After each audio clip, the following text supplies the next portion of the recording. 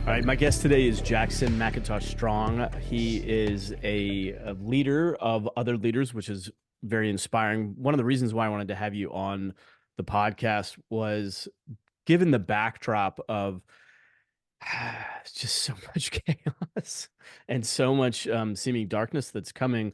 I've got my radar out there for leaders and who are the people that see what's coming and are planting flags and raising the lantern because there's a lot of people that don't see what's coming yet. And you seem to be one of those people that have stepped forward to say, hey, follow me. We're going to lead to brighter pastures here, so to speak. And so, like I said, I'm always looking for those types of leaders. I've been following your Instagram for a little bit, and you've got a very inspirational message, and you've set up a whole program to do that. So, for some of my listeners who have not heard of you, please introduce yourself and share with them what Aurea is all about and what you're doing to make a dent in the world. Because, man, we need it. Well, it's amazing to be here. Big fan of yours as well, and the guests that you brought on, and really an honor to be in your presence and amongst all of them who've done some really amazing things. So, as you said, I am painfully aware of some of the challenges in our world, economically, the military-industrial complex, all the dark, crazy elite stuff that's happening, and that, Harvey Weinstein and Jeffrey Epstein and, what's being revealed through the World Economic Forum and a lot of this, really stressful stuff that a lot of us are aware about what's happening in the world. There's a lot of very, very dark things that are happening. And there's a lot of fear in the world, a lot of reasons that are very rational and very easy to become sucked into and to lose our confidence in the fear and the chaos of what's going on in the world. And big and capital A-N-D, and Yeah.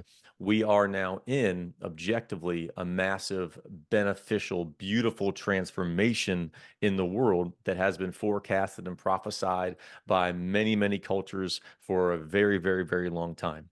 And you could look at it from a religious perspective, and that this is the second coming of Christ. And I do believe that's not an individual coming through the clouds, but rather an awakening to our consciousness, to our ability, to our power to change reality, to awaken to who and what we really are.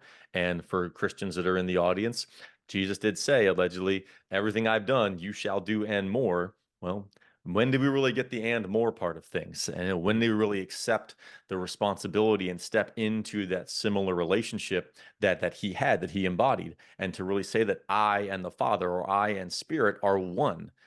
Okay, if we're one, then we are that, and let's act like it, and let's bring that power to the world and move humanity forward and allow our evolution to take place. And the same ethos, the same energy is echoed by the changing of the Kali Yugas from an Indian perspective. And there's a massively long history there of us going through golden ages and silver ages and bronze ages and these changing cycles. There's also the age of Aquarius, the Eagle Condor prophecy. There's a lot of cultures that have seen this time coming, where there would be the potential for massive disaster or the potential for massive transformation. And that's where we are. And like you said, I'm here to be a voice for that and say that's the fucking mountain that we're climbing. That's the beautiful world that we're calling in, and we're able to bring it to reality. And all we need to do is get activated in our power and get connected with others that feel the same way. And absolutely anything is possible. Amazing. So, well, let me ask you this first. For those, I believe that most of my listeners probably know relatively where I stand on some of this stuff. I have brought some of these things to light in previous episodes, just the coming turbulence and chaos in the world. Um, but for those that don't, who are still coming online to that, can you share some of the top line issues that you're concerned with or that you see? And then let's get into what Aurea is and how that's seeking to pierce that with a bright light. Yeah. So, as some of your previous guests have outlined, we have major financial, institutional, systemic problems from the Federal Reserve and the other international bodies that have created this parasitical false construct of fiat currency that is our means of commerce. And it is massively corrupt, and it is an absolute scam and a mechanism for extracting wealth and drawing influence and drawing wealth upwards through society. And, this goes back eons, and the founding fathers saw it coming. And they talked about it widely, that financial institutions were a greater threat than standing armies. And same thing today. And we have the military industrial complex where the United States, exponentially spends more money than the other militaries of the world. And that's a huge parasite. We have, our spiritual control mechanisms, and we have, the religious systems of the world that have become massively corrupt and are drawing people into and holding people down in a shameful, guilty, supplicant, kowtowing relationship to a creator that I don't believe it is the highest form of the creator. I think a lot of people that believe they're worshiping God and the entity that we refer to as Yahweh in the Bible, with all love and respect to, Christians and my Jewish friends, I don't really believe that's the creator of the universe.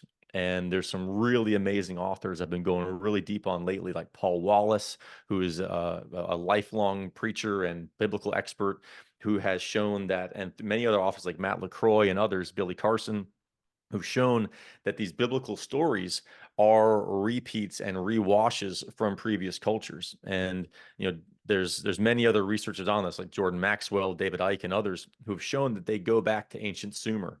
And if you look at the Sumerian texts and tablets, the real headwaters of the spiritual tradition were two brothers, the Anunnaki, as the Akkadians called them, or the Anu, as they were known in Sumeria.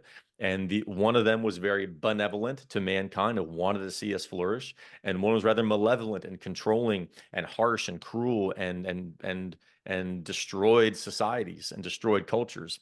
And that harshness, that judging, that murderous force that we see represented in Yahweh in the Bible, of this judgmental, vicious, jealous, not benevolent, enlightened God force of love that Christ and other, spiritual luminaries have referred to.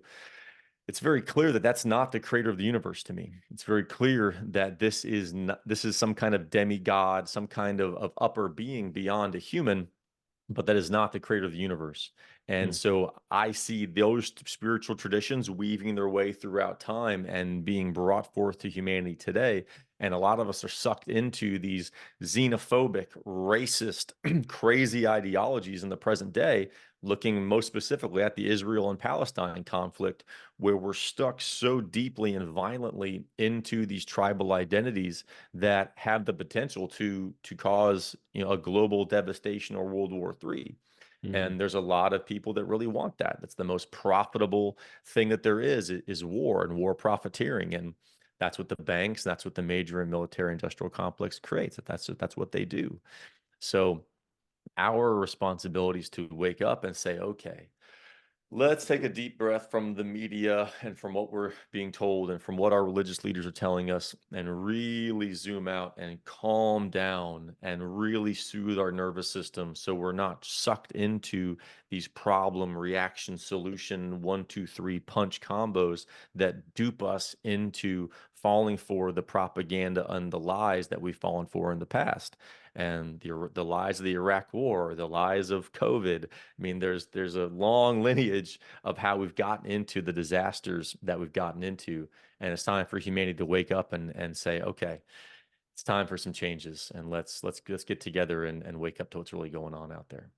So that requires a certain level of spiritual discernment. And I've had this conversation with people over the last several months, if not a couple years now, of what spiritual discernment actually is. If you were to teach somebody how to have spiritual discernment, to Hmm. siphon through and decipher all the crap that's out there right now, Hmm.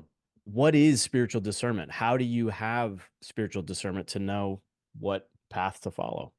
Mm. Man, that's a huge one. Yeah. And I've had some really deep moments with myself on that exact subject recently, and for quite a while, but in some really deep moments recently for sure.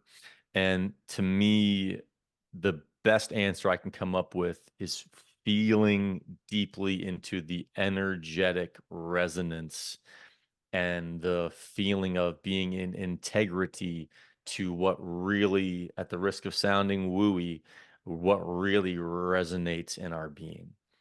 like fundamentally beyond our words, beyond our physical form, beyond our consciousness, there's the essence of our energy. At the most fundamental levels of quantum physics, scientists would agree, if it's, string theory is a pretty reliable theory, or it's, among the most, agreed upon, that underneath the atoms and the molecules and everything is a string of a vibrational quality of existence. And does that vibration of the words that we're hearing, of what we're trying to discern, does the vibration of that really authentically feel like it's a match to our vibration, to our essence? Are we in resonance with this? Or is this something about this feel corrupt or feel manipulative or feel like it has an agenda or a bias? And what the media and governments have traditionally done is get us into such a heightened state where we're in this like manically afraid state of being, of you're going to kill your grandmother if you don't get vaccinated, or we're going to be killed by the Russians or killed by the da da da da da da da da da da. And we Yeah. get into this terrifying state of being where we lose the ability to be discerning. So, a pointed answer is we got to chill the fuck out and we've got to get deeply rooted into ourselves and relax and allow our nervous system to settle down so we can get outside of that fear response and we can authentically feel and be calm. Mhm. And that requires community, that requires allies, that requires not feeling alone. And that's why I'm so passionate about what we're doing, with Aurea, is to create those communities, to create those people that know that we're not crazy, we're not delusional, we're not paranoid. Some really heavy shit is going down, and Mhm. we need to get together and tap into our gifts and transcend our programming and really receive the fullness of who we really are. I was going to say, it's inspiring to see you step into a position of leadership to bring people to that spiritual discernment, because I think what's terrifying for a lot of folks is that n- they lack the self-confidence to you talked. I love that definition, by the way, of spiritual discernment, like finding that quiet where there's some a deep intuitive resonance with energy itself, if you will. I mean, I Mhm. could call that a relationship with our creator, Yeah. or God, etc. And I think that that terrifies a lot of people, only because Yeah. they're so conditioned. I don't know if terrify is the right word, but No, it is the right. I totally agree with that. the reason why I say that is because so many people are conditioned to be told what to do. And so when sometimes you'll bring up spiritual discernment, you'll ask somebody a question about what's their belief in this or that, and it's just deer in headlights. They have a hesitation to make a stand or say, this is how I authentically feel about something. Hmm. Point being is that it's very difficult, I think, for a lot of people to just take ownership of that internal compass and go, Hmm. this is the path I'm on right now. This is where I'm going. I could be wrong, but it's almost like they just are sitting there going, I don't know, lead me, like guide me. So again, Hmm. bringing back full circle to the point of this conversation is like, you're somebody that I see that's stepping into that position saying, here's a way. Let me, and maybe more importantly, you're saying, here's how you find that internal compass within yourself. Hmm. Let me be a leader to you to show you yourself and your own leadership capabilities, which I think That's it right there. yeah. Yeah, that's the most important thing, and that's my deepest intention. And like, yes, am here to step up and say that I'm leading this movement. I'm here. I'm here to receive the guidance from Source, Spirit, God, whatever word you prefer, and act in accordance with that. And insofar as I'm capable of doing that, then yes, I'm a leader. And I don't want followers. I don't. I want people to follow themselves and the guidance they get from God, Hmm. from Source. Like that's what I'm here to do. And without aggrandizing myself, like that's what Jesus was talking about. Like I don't believe he was here saying that, like we're told today that I'm the truth, the light, and the way, and that like we're meant to just follow him and follow the church and follow all these conflicting stories of the Bible that on one hand are beautiful and transcendent and amazingly deep and inspiring, on the other hand are just insanely corrupt and horrifying. Like we can't reconcile those worlds. So it, to me, in my spiritual journey, which again open to being corrected and growing more and forever a beginner in this like massive mystery of reality, for me, I see what the way I perceive what Jesus was talking about was like what I embody, like what I'm doing is the way. So like look at me and then see me, quote unquote, like the way I'm being in you, and emulate this connection and come from this place that you see me coming from. But it's not just about abandoning all of your instincts and all of your internal compass and just blindly following the Pope. Like, give me a Hmm. fucking break. I know. Like the I know. The Catholic Church is dogma, woefully corrupt. it's very dark. It's very dark. Yeah, Yeah. Well, and at the same time, I know Catholics that are some of the best human beings I've ever met. absolutely. It, Same. this is what's confusing, I think, for a lot of people is that there are powerful organizations, whether it's religious um, or a country or a corporation, and on the fringes of that organization, you have really good people, maybe even with really good intentions, maybe even with really good track record of doing good in the world. But it seems to be that as you get closer and closer to the power center, it gets darker and darker and darker, and it sheds a little bit of light, no pun intended, of how darkness can take over because it gives the appearance of light, whereas the decision makers that actually move the needle are close to the center and they're animated by darkness. Mhm. Um, so um, you mentioned a couple things there about that I just want to point to. One of the things that I look for in leaders, or going back to this conversation about spiritual discernment, it's one thing to know what spiritual discernment is. It's another thing to actually see signs of spiritual discernment. And so, for somebody that's still sort of figuring this out, what I have found helpful is that it leaves clues. And one of the clues that I have found is something that you just shared, which is this is what I believe, but I'm totally open to be proven wrong Right. moved into a different path. There's a confidence and a clarity in what you're speaking, and yet at the same time, a humility to say that maybe I have it wrong, or maybe I'm misled a little bit. Mhm. Hopefully God can steer me in a more enlightened direction. Yeah. You don't hear that from certain scientists, from certain political leaders. It's trust me, period. Don't do your own research.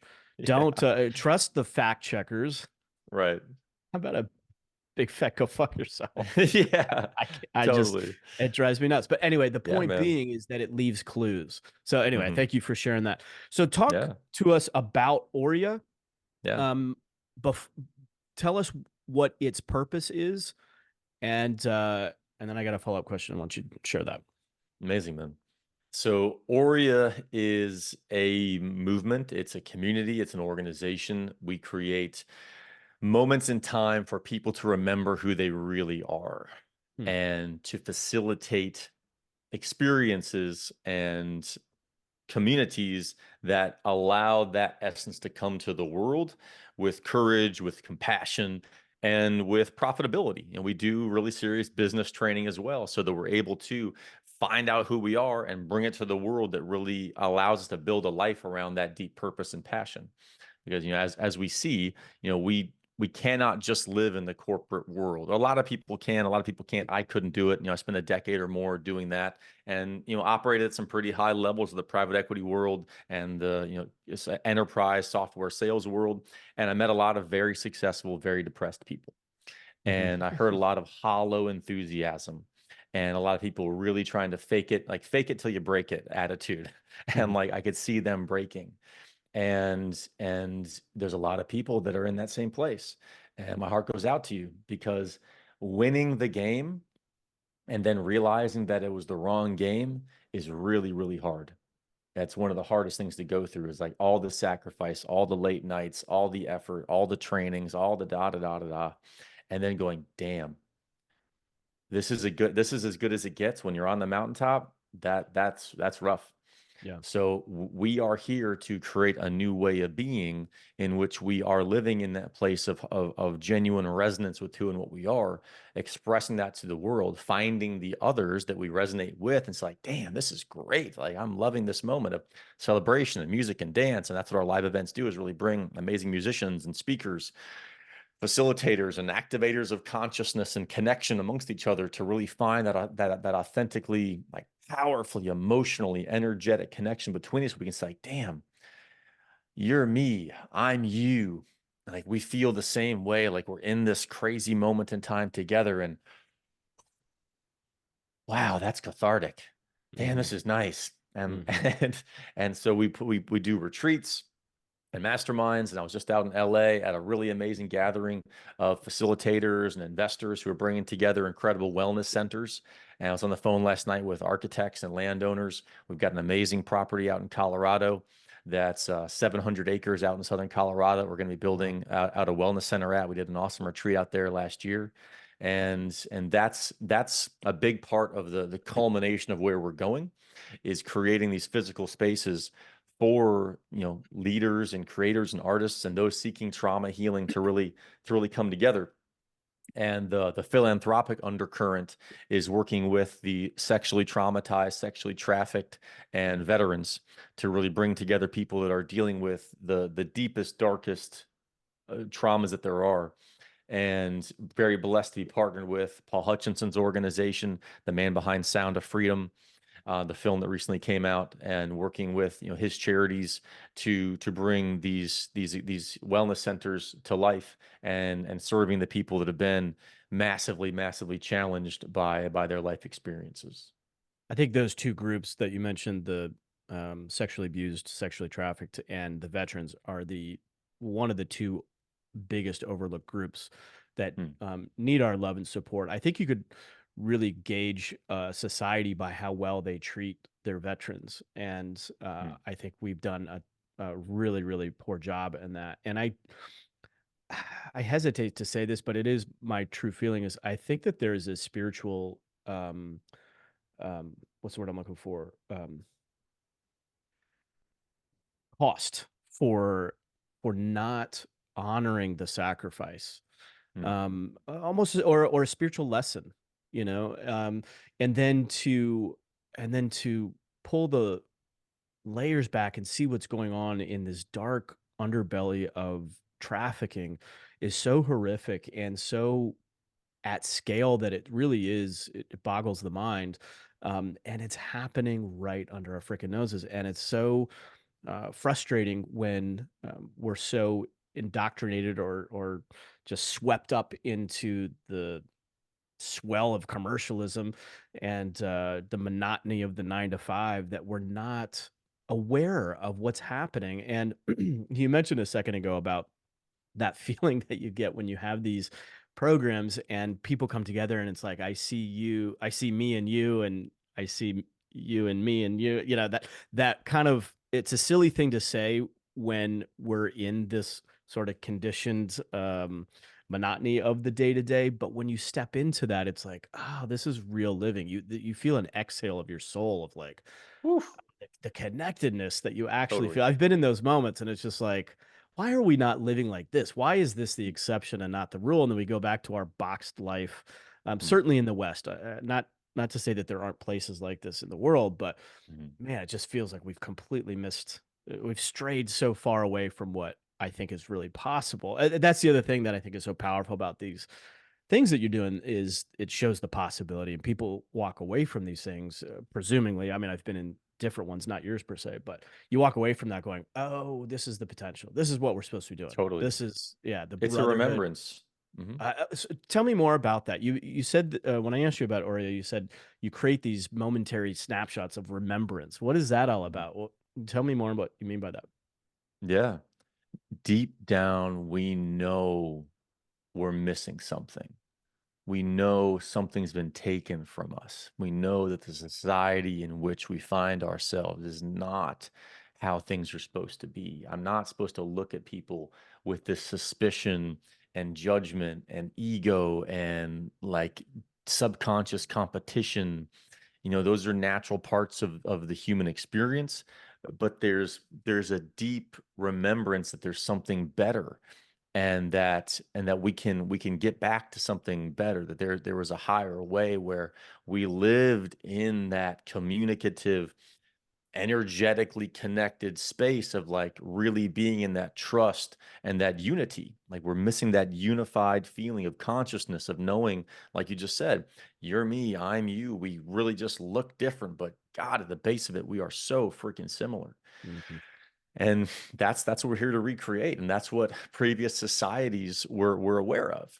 And when we had these golden ages, didn't have, these weren't dominated by war and financial corruption and control, we were able to live in that way and be wildly creative. And when we look at the ancient world and see the temples and the structures and the fascinating, massive power, creative power of what people were building back then that we cannot come close to today, and we know it.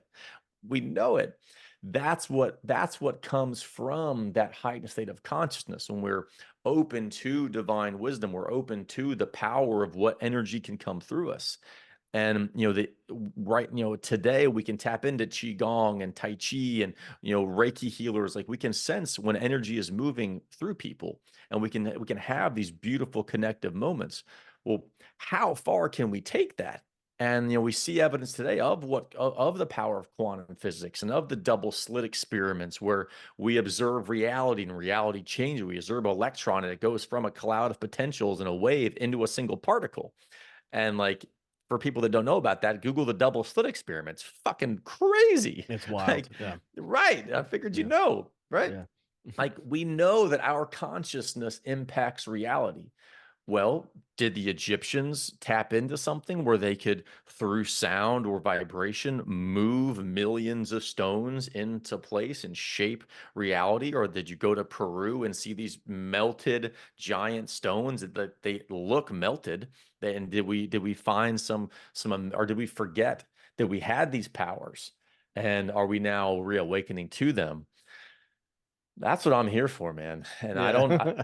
yeah. And it sounds a little crazy, like, to say this stuff out loud sometimes. Like, am I fucking losing it? But no, no, I'm not. Like, I'm remembering what we did, and I'm tapping into these deep mysteries. And I'm here to bring together people that are on the same quest. I would have told you 5 years ago that that you're crazy and that yes, you're losing it. And then I had some experiences that revealed to me that I don't know shit. And Mm, so, you know, you're familiar with Joe Dispenza. sure. I've done several of his events and had some. Yeah, Yeah. what? Did you meet the beings? Did you know about these, like, giant beings that show up? I've heard about them. I haven't had I have encounters. not, but I Okay. have friends and people literally right next to me, whatever, that did. And so, Really?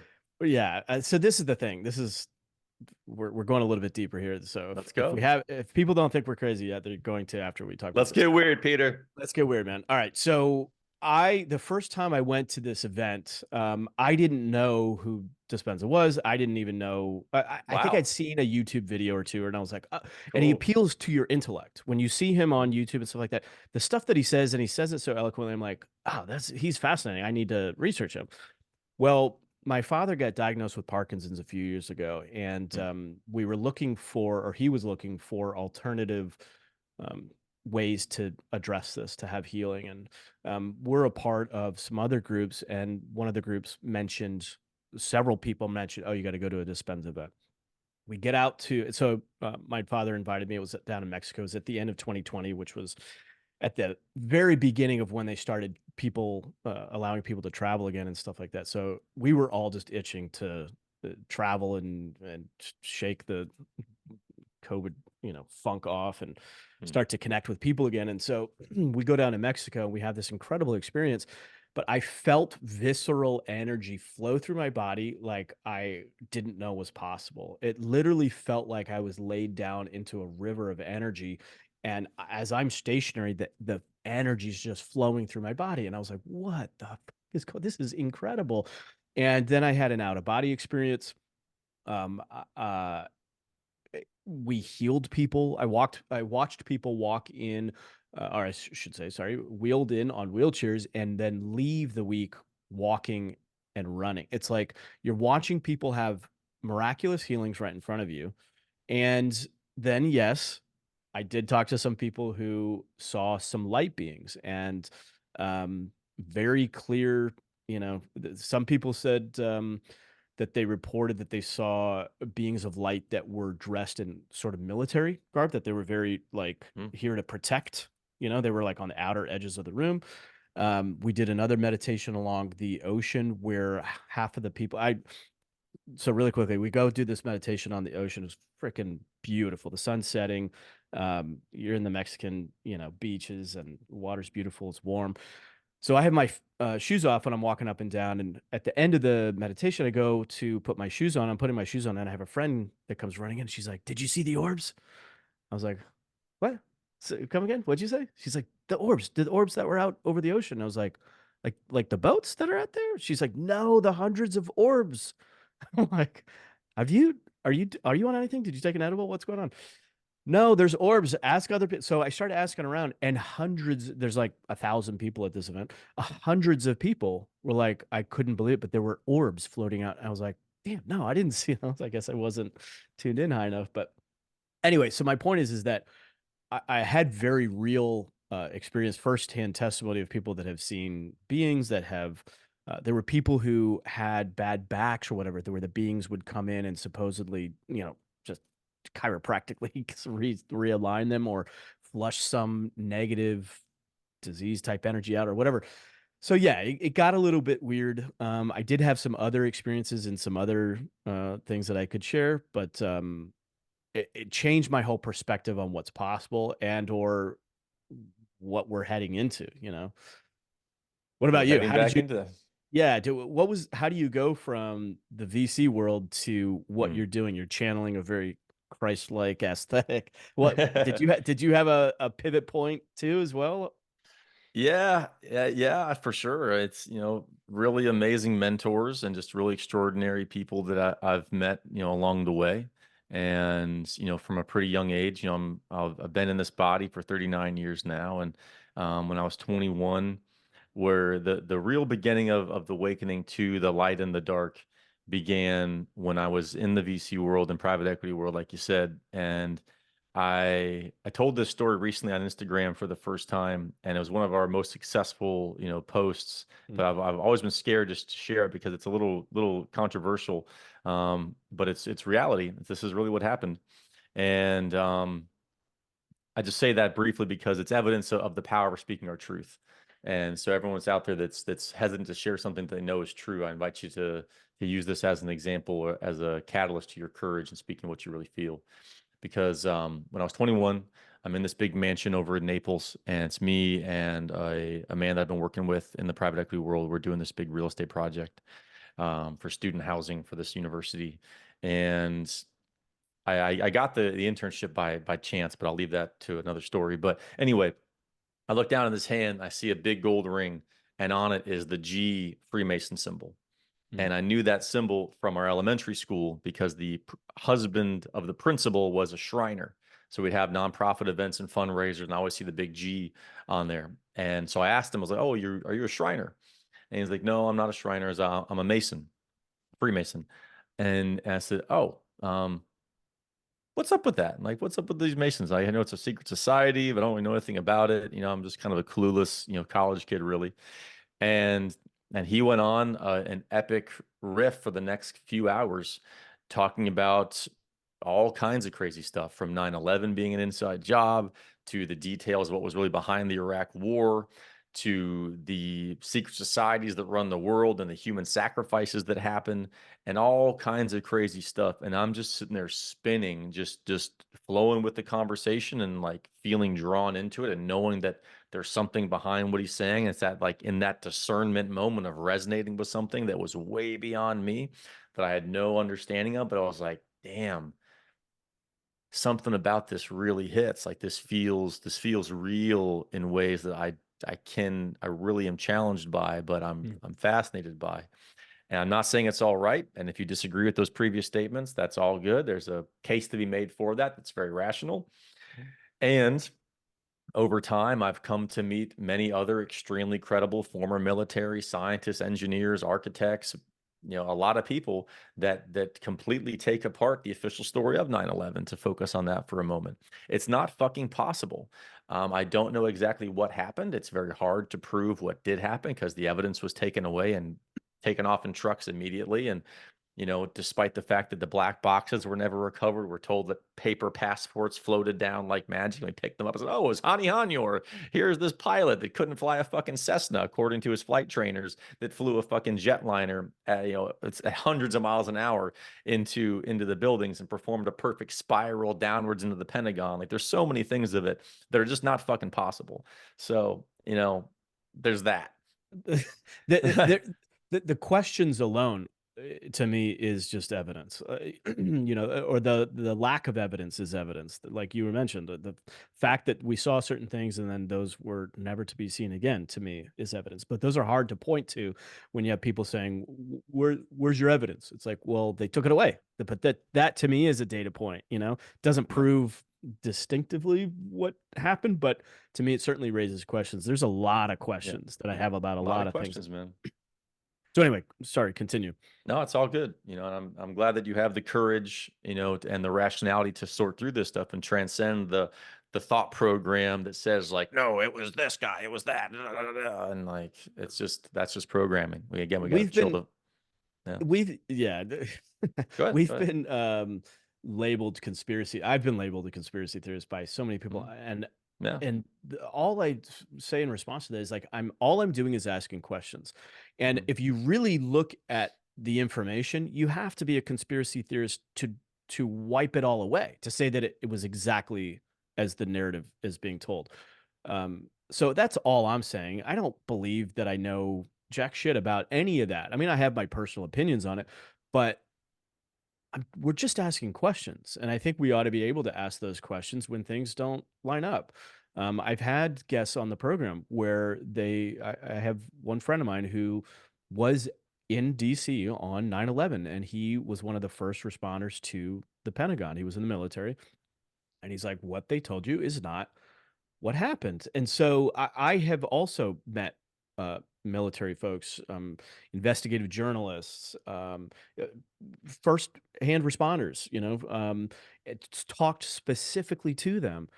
People always say, well, where's your sources? I'm like, I'm literally talking to the sources, the people who are on the ground. I'm not Yeah. going to an article or some media outlet. And again, all this is doing for me personally is raising questions. And it's given me a seed of awareness to not just gulp down the narrative that they're handing to us. And once Mhm. you break out of that, it becomes so painfully obvious that it's like, all right, they're clearly complicit in not telling us the truth.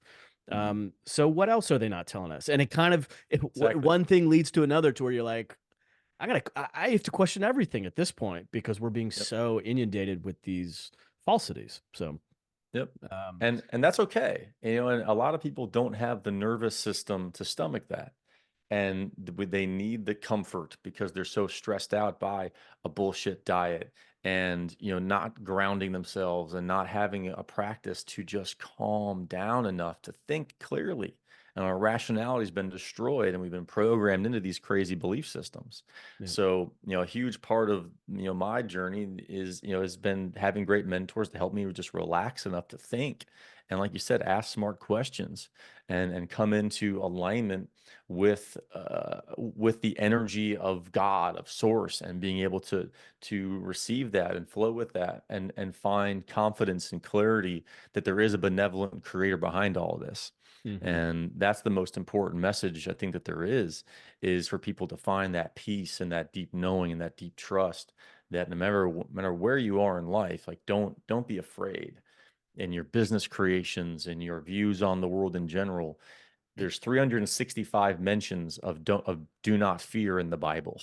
I you love know, that. it's the most common phrase there is. And like, that's again coming back to like the mystical side of that, is like being in the resonance of being above fear, being in love and gratitude and passion and power and clarity and certainty of our ability to create what we desire.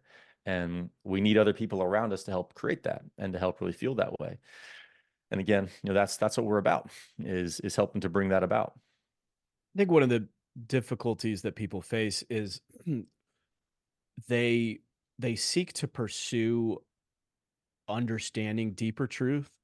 Um, and I have found in my personal experience that one of the things that has pushed me forward the quickest is to not try to understand the truth more, but to actually remove the roadblocks that are inhibiting me from getting there. In other words, Mm, psychologically, from a practical level, it's like, what are the beliefs that I'm believing about myself, about the world, uh, that is limiting my intake of that light? You're talking about the nervous mm, system and aligning with a higher alignment. I find that the disbeliefs, the limiting beliefs, are the things that often keep people from receiving and feeling more in alignment with that. Do you find mm. that to be the case? And is that something that you guys teach in your program, or at least talk Absolutely. about? Oh yeah, very very much both. And I lead a meditation every Monday, Wednesday, and Friday at 9 a.m. We can share the link to that. And because we have to make it a practice. Like these states of being are achieved by activating the muscles within ourselves to choose the state of being we wish to be in. And we have to create those literal neural connections and rewire our brains to be in that identity, to be in that state of being. It doesn't happen by accident.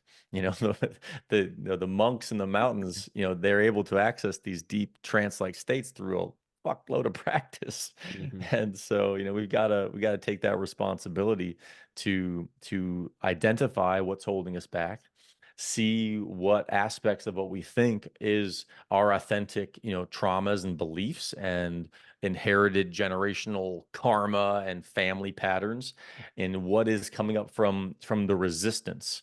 And one of the favorite authors of all time is Stephen Pressfield, and Red, you know about him, Yeah. and his writings on resistance are some of the most insightful there are. There is a force that opposes us, and he's not the one that discovered it, but he synthesized it in such an amazing way. And there is a force that opposes us, and it manifests itself in a million different ways. And we can either be unaware of it and allow it to control us and to go into these false pursuits of addictions and porn and a million different things that suck our life force away.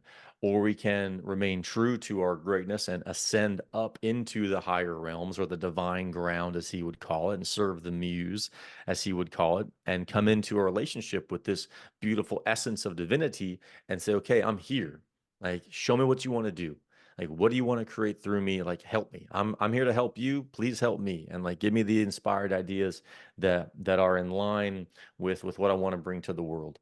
And in that halfway relationship, that yin yang can be formed, and we can become really fucking powerful. Hmm. And so, yes, we definitely spend a lot of time in our events and our masterminds and our memberships and all that stuff to really find that essence inside of ourselves and amplify it and really make that who and what we really are. Our identity becomes that eventually.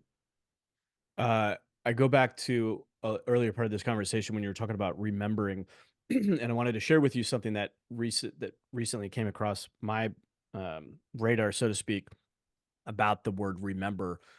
Uh, I think it was even a video that I saw on Instagram or wherever the hell. They were talking about remembering is to remember, and if you think of it in terms of it's almost like a body being split up into separate pieces, and the remembering is the coming Mm. back to one member.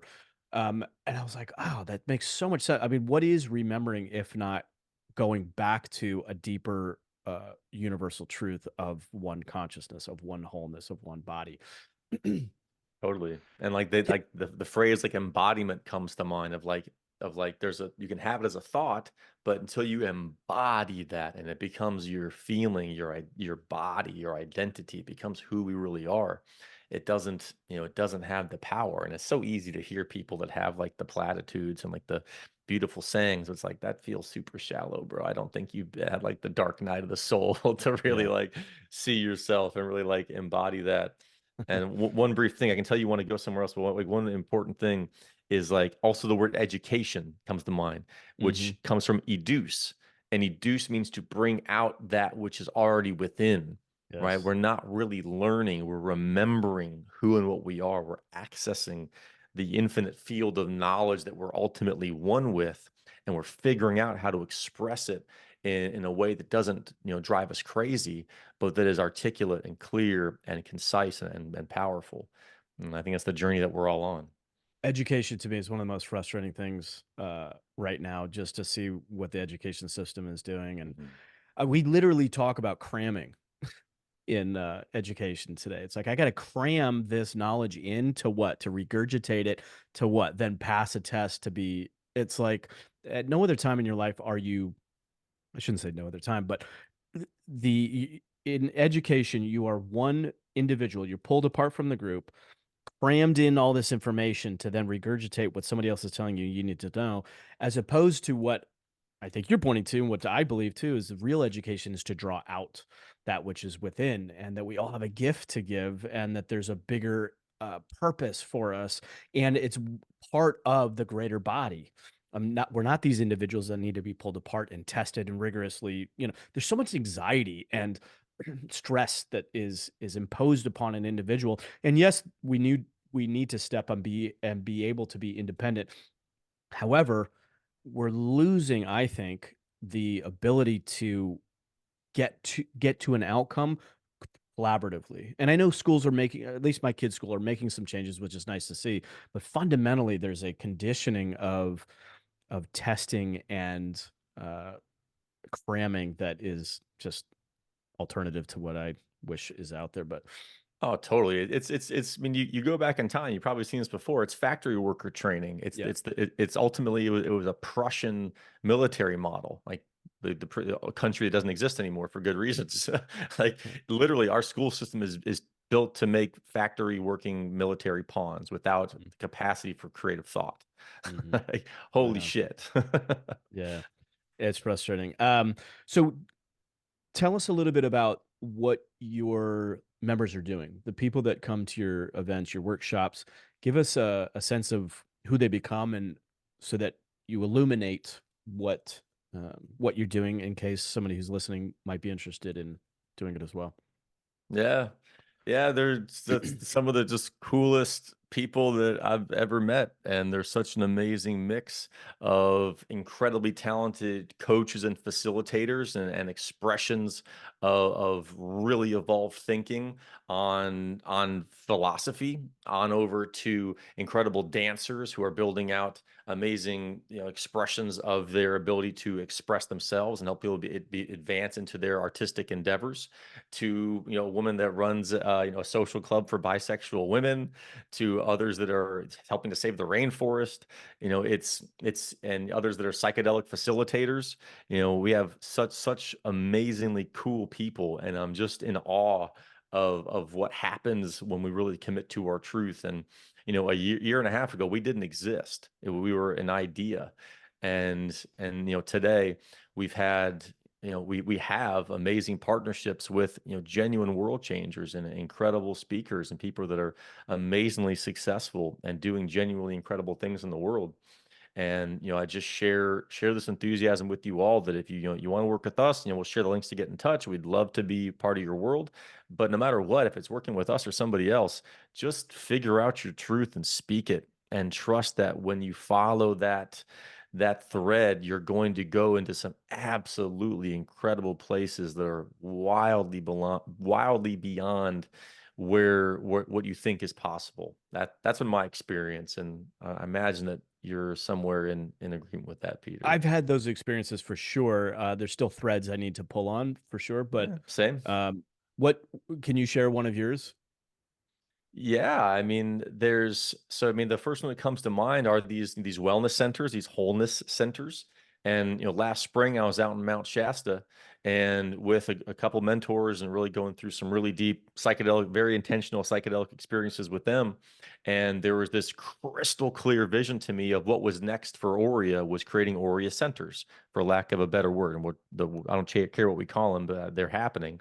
And I was like, Maya Rose, this is what I'm seeing. Like, this is next. Like, I know this is the next thing.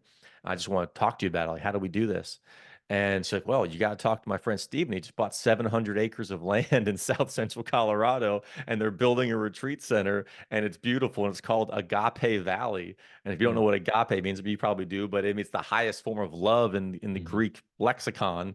And I was just like, you gotta be fucking kidding me. She's like, yeah, call him. Like, here's his number. I was like, okay. Hey, Steven, I got this vision. What do you like? Can we do something? Yeah, fuck yeah, brother. Let's do it. Let's do a Wow. retreat. Then a few months later, we were out there doing a retreat for our mastermind and having our own powerful psychedelic initiations and creating these amazing breakthrough moments. And it's incredible. Like we and it comes back to something that I've heard Rick Rubin riff on in some of the, like the coolest ways. And it's that we're all being beamed with this cosmic consciousness. We're all getting messages from the divine muse of inspired creativity and thought. Most of us are not able to awaken the self-worth required to be receptive to that knowledge and really do something with it. We reject it because we don't think that we're capable of doing it. But we are. And if we would just believe that and we would just allow it to work its magic and we would just show up at the desk as broken and as fearful and as self-loathing or as arrogant as we are and just say, okay, I'm going to figure this out. I'm going to do this thing.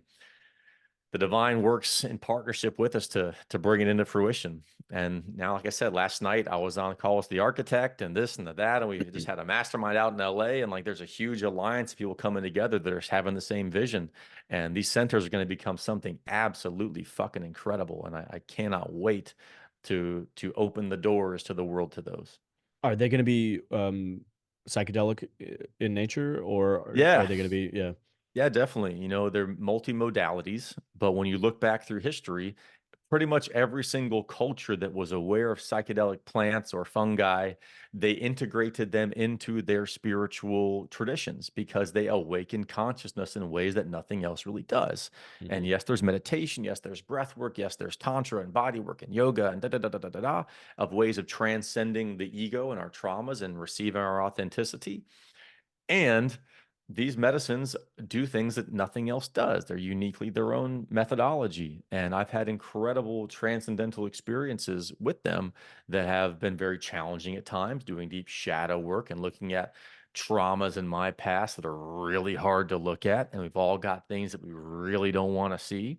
But when we do lovingly, courageously, compassionately confront them and work with that energy and find people that really know what they're doing to transmute that shit and help move it out of our bodies and help us to relax deeply, then massive growth can be achieved. And again, I'm here to be a connector between them, and I'm blessed beyond words to know magnificent healers in that regard, who are some of the humblest, funniest goofballs on one hand, and just so cool and funny.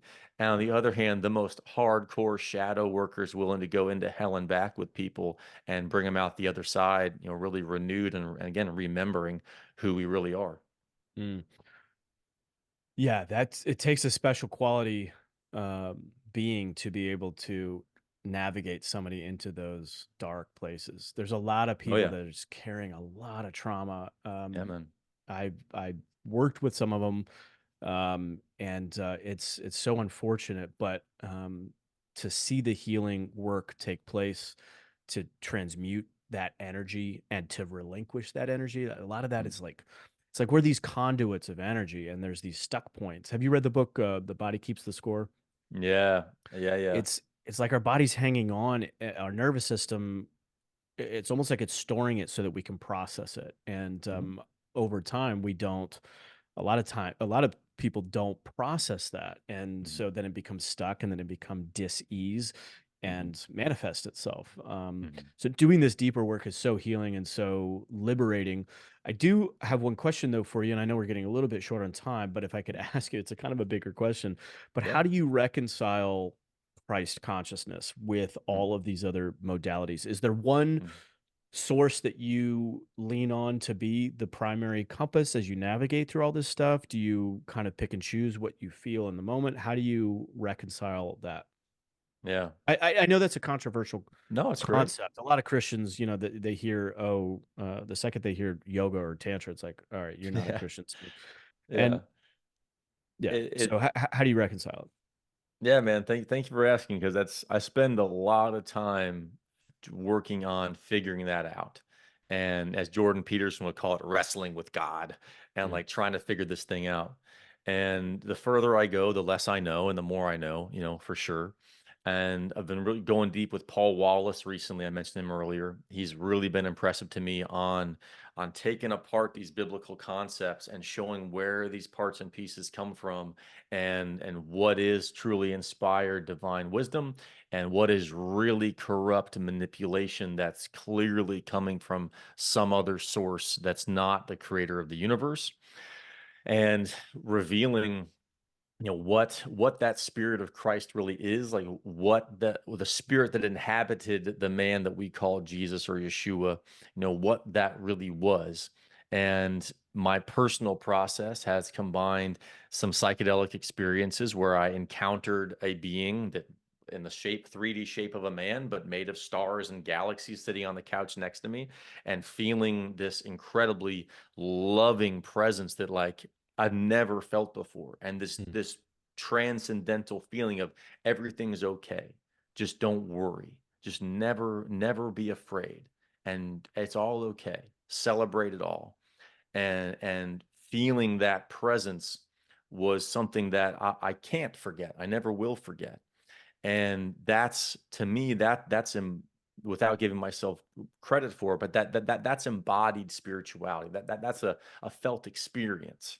And I think that that's what people that are going to church are seeking. And some of them find it, and some of them are just kind of throwing themselves into crazy tantrums and like speaking in tongues and flailing on the ground. And maybe that's God. It doesn't feel like my God, but maybe that maybe it is.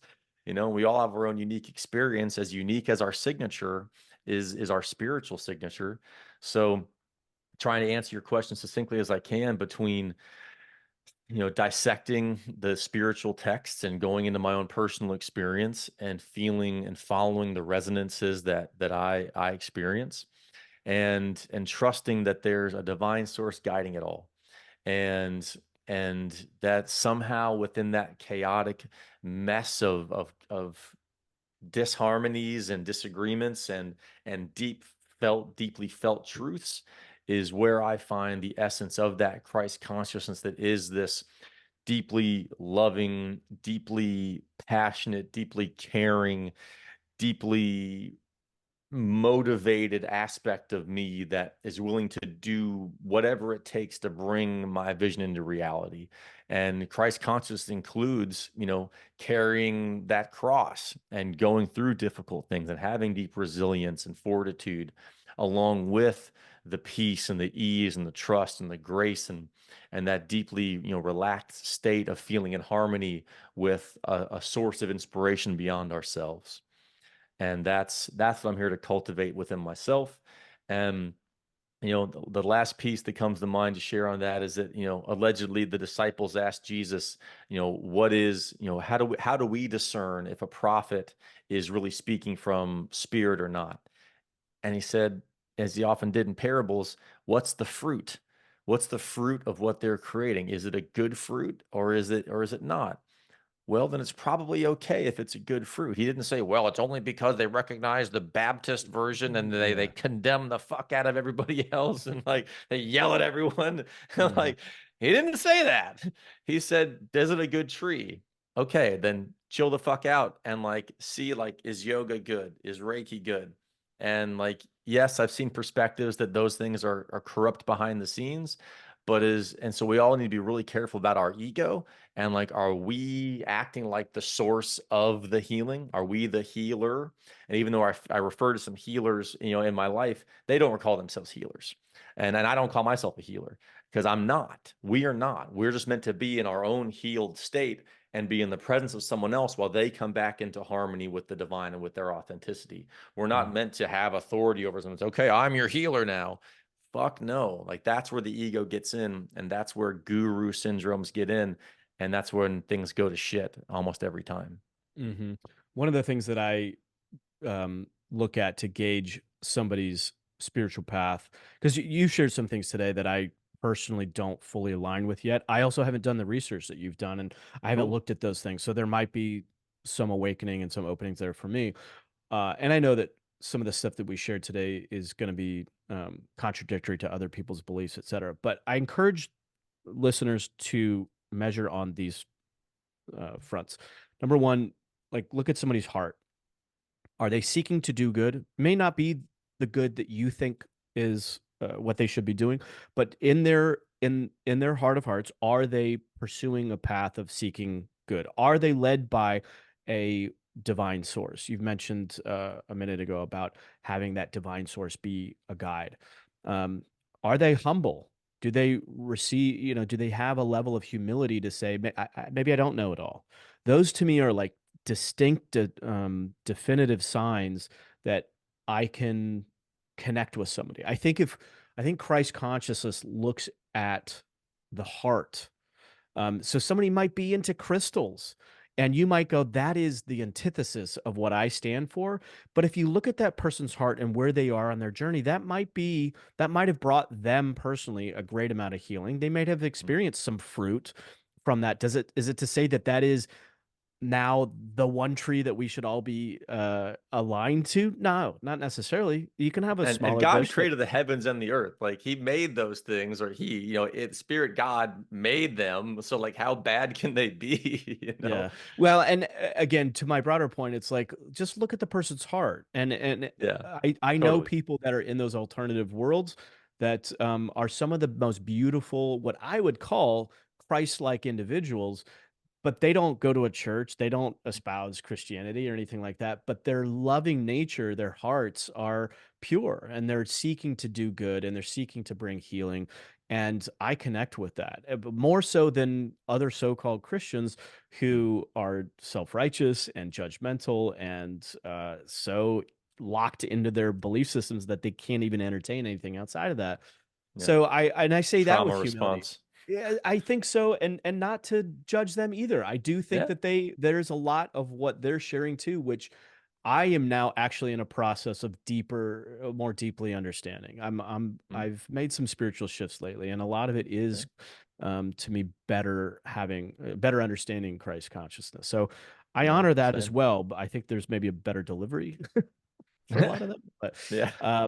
anyway, so I appreciate all that you shared. I do feel an authentic heart of yours Mm. seeking to uplift, seeking to break the chains of the conditioned brainwashing that we've been in.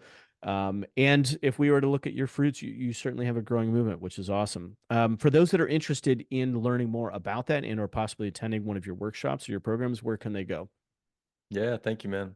So, and I'm definitely seeking to do all of those things, and I'm glad that that comes through because that is my authentic intention. So, Instagram's an easy place to follow us, aurea.leaders, aurea.leaders, and also alchemy.aurealeaders.com is where we can sign up for our Monday, Wednesday, Friday meditations, and also get on to if you go to our Instagram page, you can get the link for our email list, and I'll share the link to get signed up for our next offering, which will be a blueprint for how to create what we've created. And I've worked with amazingly experienced, incredibly successful event leaders and speakers who have achieved amazing success and impact in the world. And if you are seeking to become one of those people, and if you enjoy what we've created, then we're going to be sharing the blueprint for all of that here in just under a month. We're going to be doing a virtual summit to really bring out how we do this. And being a leader, I'm here to inspire other leaders, and I do believe that's what Christ was talking about, was to create other Christs. It wasn't just to create followers, but to create other people that emulated the ways of being that he did, so they could be powerful and transformational, like he allegedly was and apparently was. Hmm. So that's my motivation, is to help others to wake up and radiate and amplify their internal light as much as they can, do the deep shadow work and trauma resolution to really fully receive that, and create worlds of their own and kingdoms and queendoms of their own, using the techniques and methods that we've been able to assemble that have been very effective for us and others. So So, that's my invitation. quick point of clarification. So when you say that you're teaching other people this, you're talking about creating events, or are you talking about the whole platform of events and or maybe podcasts and books and all of that kind of stuff too? Yeah, thank you. So that was kind of unclear. So our next offering is going to be called Aurea's Stage Secrets. So yes, we do live and virtual events. This will be a virtual event where we'll do 2 days of trainings, giving all of the roadmap, actionable advice, really pulling back the curtain, saying, "Hey guys, here's how we did it. Check it out." Totally free event. We just asked for a phone call before and after to discuss how it went, and we're going to give you everything that we can to bring this to fruition because the world needs you to share your gifts in ways that really reach a lot of people. And we've been able to reach literally thousands and thousands of people in a short period of time and to create something that really has moved people. And I want to show you how to do the same thing. And I've only done it because of my epic mentors and finding out who I really am underneath the dramas and traumas that I've been through. So Mhm. I'm here to wake that up in all of us as much as we can. Those that are seeking to live that life, like you, Peter, and I'm really honor everything that you're creating in the world and appreciate you having me and just looking to create other leaders, man. Thank you. And thank you for sharing your heart today, Jackson. A lot of good stuff, brother. My pleasure.